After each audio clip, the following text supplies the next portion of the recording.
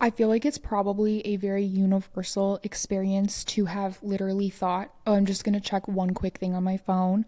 And then 45 minutes later, you're somehow learning how they make soup in Norway because it's just niche and you fell down this rabbit hole and you just kept going.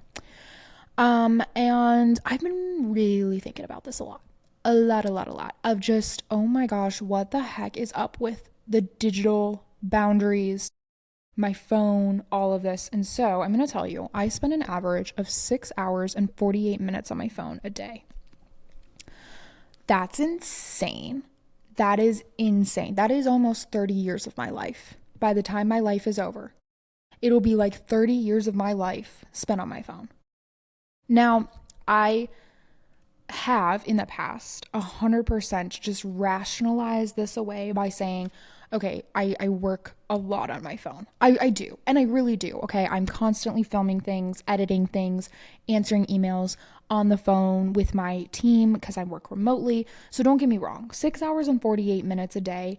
A solid chunk of that is 100% work, but that's not including my computer time.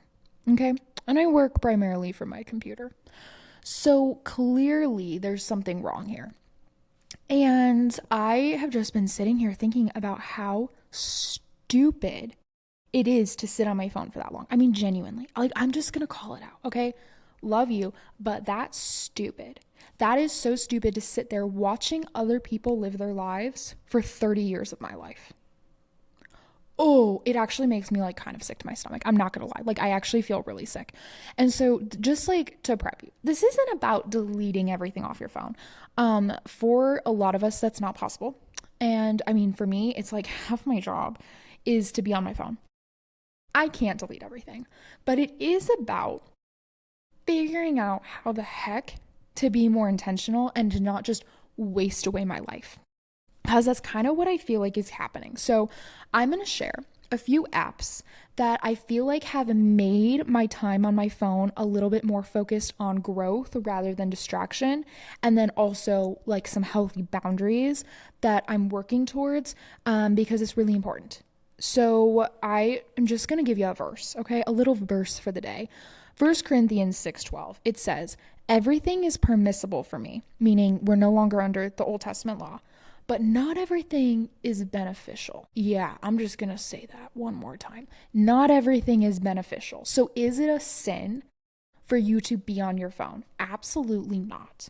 Is it necessarily like wrong or illegal or like any of these things? Absolutely not. But also, like, is it really good for you? Is it okay your screen time is so high?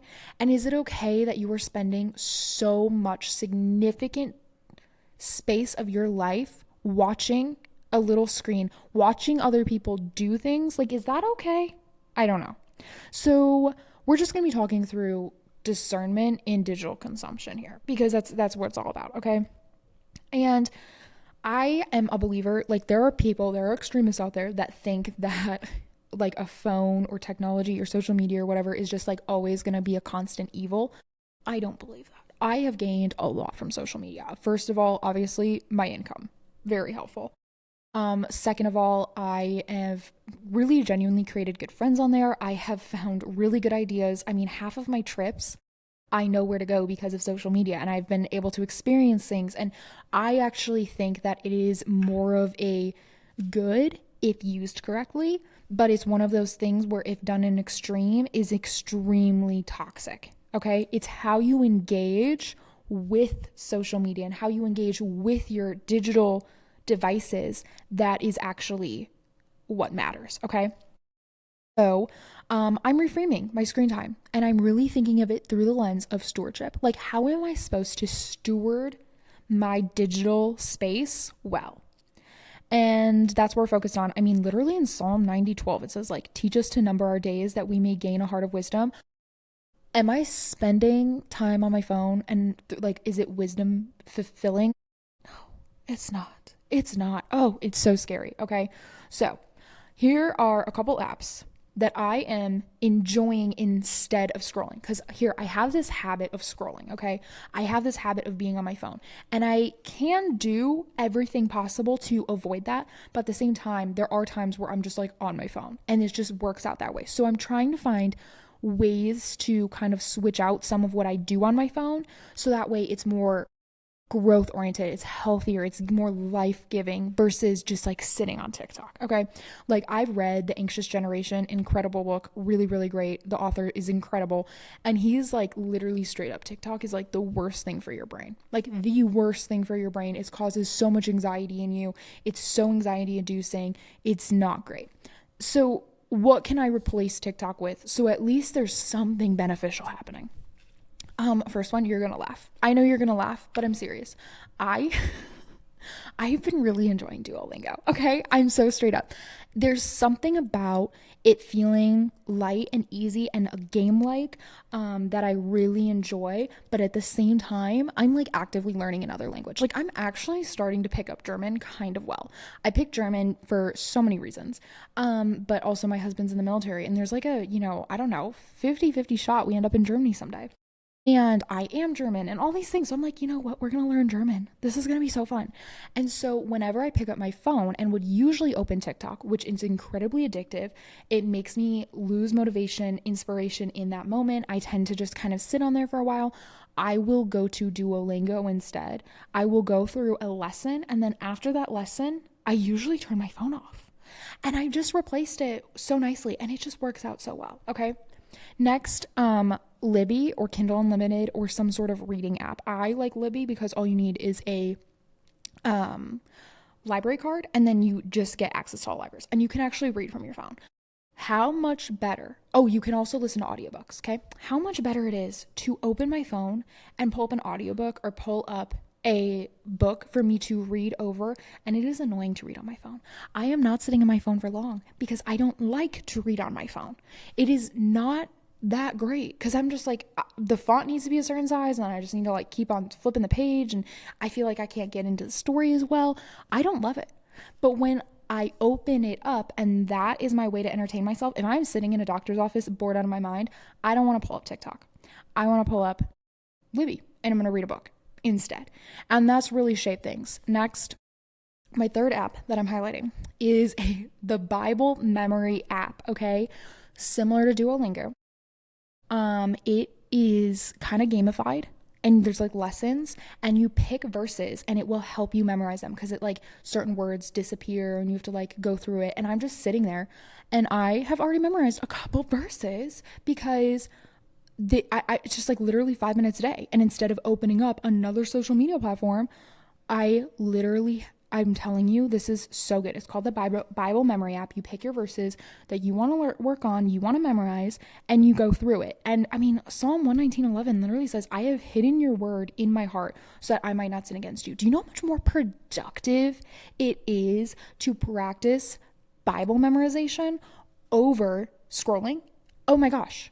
So my phone time, my screen time is being replaced by things that are really beneficial. Okay. My digital space, my digital time into something that's helping me grow as a human being, helping me be a better daughter of Christ, helping me learn new habits, new skills, new tricks, all of these things. Yes, please. This is so much better. I mean, literally so much better. It's like game changing. I'm telling you, this is such a game changer and I'm so obsessed with it. Okay. So Duolingo, Libby, the Bible memory app, literally so good. I also am just like obsessed with going into my notes app and just writing down like random things that I'm thinking about in that moment and almost like journaling with it. I don't journal well. I've never journaled well. But when I'm bored and I am just looking to fill my time with something, doing so with a productive tool like that, so much better. So much better. John Mark Comer also has an app called the Pause app. It is helpful because it gives you short moments of stillness, kind of reminds you to slow down. I think his last name's Stanley. who wrote the book Praying Like a Monk, Living Like a Fool. He has a really cool prayer app. Those are all apps that I've used in the past. I think I used them and then kind of got bored of them, and so they never really stuck for me. But if you're looking to grow in your prayer life or moments of solitude and silence, those are two apps that are really helpful also. But when you fill your things, this is my main thesis, okay? When you fill your phone with things that feed your soul, the temptation to waste your time, to waste 30 years of your life watching other pointless things, starts to lose its grip on you. When you fill your phone with things that feed your soul, you are going to be a better human. Because the phone is not the fault. The phone is a really freaking cool tool that really helps us live better, productive, more efficient life. Okay? That's good. It helps us share the gospel better. It's a tool, it's a resource, but you need to treat it like one. You need to treat it like it is something that works for you instead of you being a slave to it. Okay? I stand on that. So when it comes to the healthy phone boundaries then, because I've been working on that too, yes, I want my time on my phone to be productive and to be life-giving, but also I don't need to be on my phone as often as I am. I really don't. I feel like I've lost the art of being able to walk into a room, sit down, and wait patiently without a distraction in front of me. I was thinking about this, like, we always give, like, I feel like society gives parents a really hard time about the screen situation and like, oh, your kids are always on screens, your kids are always on screens. No, I'm always on a screen. I like always have a screen going. There's always something playing. There's always a podcast going, music playing, a show going, whatever it is. And it like helps my brain focus in a weird way. And I was like, am I okay? Like, I feel like I'm losing touch with reality. Why can I not sit in silence? Or why can I not just sit and wait? Okay. So here are a couple phone boundary things that I'm doing to reclaim my life, because this is honestly the point I feel like I've reached. And this may feel whatever, be dramatic. I feel like I'm reclaiming my life though. I have turned off notifications for almost anything. If it is not essential, it is off. You can do this like summary situation, where once a day, twice a day, your phone sends you a summary of all the notifications. I have that on. So I have stupid example. I'm in a fantasy football league. I take fantasy football extremely seriously. And I do need to know when certain things happen. Certain players are out, whatever. So I put that in a scheduled summary. So every day at 6 p.m., right before I'm kind of being done for the day, but also still kind of in the work mindset, wrapping up with work, all the things, 6 p.m., I get a notification that has all the notifications for the day. So I can go check my fantasy team. I can go see if I missed any other messages on any social media platforms. I do not have a single notification on for any social media platform. None. If you DM me, I will have no idea until I go and open the app or see it in my scheduled summary. I do not know when people like things. I do not know when people reshare things. I don't know when things blow up, comments, whatever. And I will say it makes social media more fun because every time I open the app, I'm like, oh, I could have gone viral. Am I famous now? Like there is that, it's like a surprise little lottery, okay? Notifications, bane of my existence. Turn them off. Get them out of there. No more notifications. Also, your phone dinging all day, demanding your attention when you're focused on other things. Absolutely not. Absolutely not. All the notifications off. I have almost every single group chat that I'm in completely muted. I have no idea when it goes off. And then when I'm in a headspace to check it, when I'm spending time, my digital time on a group chat, I can go and look at it. Okay. So that's been really helpful. Next, blocked. Okay. BLOKD, blocked. Startup company that I had the privilege of working with. And basically it's a little disc or a card. They have like a little card version, like a credit card size version, where if you tap it to your phone, you can set up what apps work and what apps don't. So like literally when I tell you I cannot get into a single app, it's true. It's not like screen time limit where there's bypasses or anything like that. The only exception is if you need to bypass into your social media apps for whatever reason. Like let's say I left my block at home, accidentally blocked all my social media, went on a trip. I have to pay $5. I have to pay $5 to get bypassed so I can get into these apps. And I was like, that is freaking genius, okay? Because what I do is now I am so intentional. I turn on BLOK every single night.